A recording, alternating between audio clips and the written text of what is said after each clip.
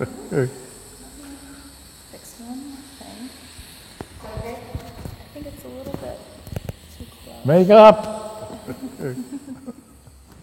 In 1955, I was driving early in the morning going to Life's editorial office, which was on Sunset Strip.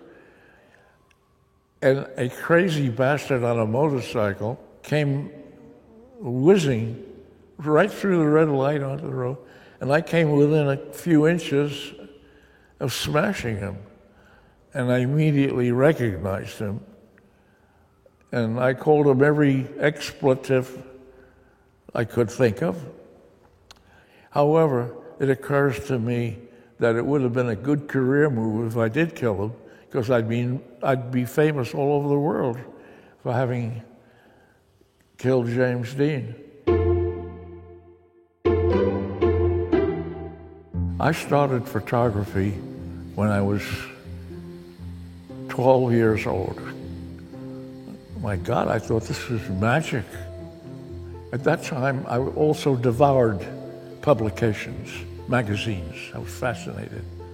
So at a point in time, I traversed that distance from being enamored with the camera and the publications to the point where I did it myself. Then, sadly, the war began.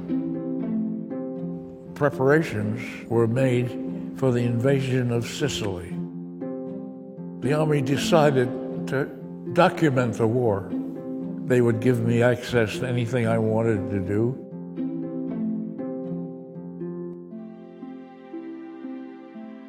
A lot of it I don't particularly care to dwell on because some of it was pretty ugly and not exactly what I had in mind.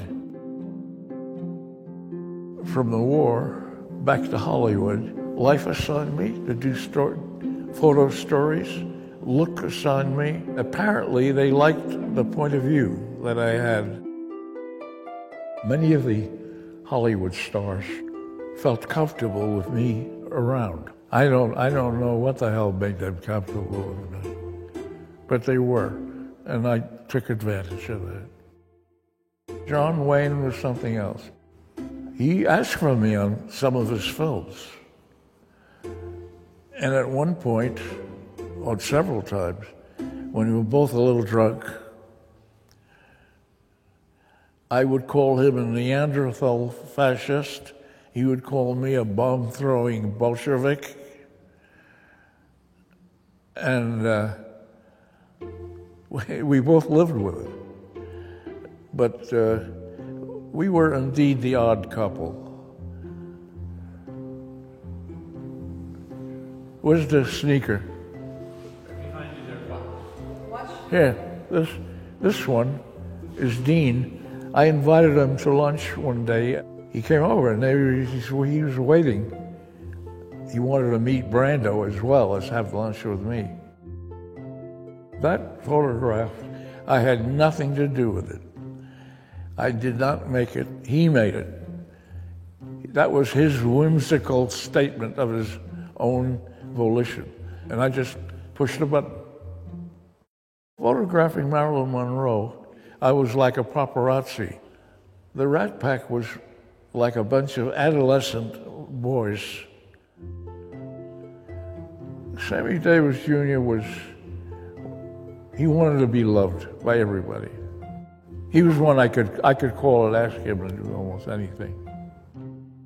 Making photographs for me has been a very fortunate phase of my life. Well, you know, I've been around a long time, and going over material that I've done, I've concluded that I've taken an awful lot of pictures, and among the mountains of a little gem appears here, a little gem appears there, and I grasp at those little gems.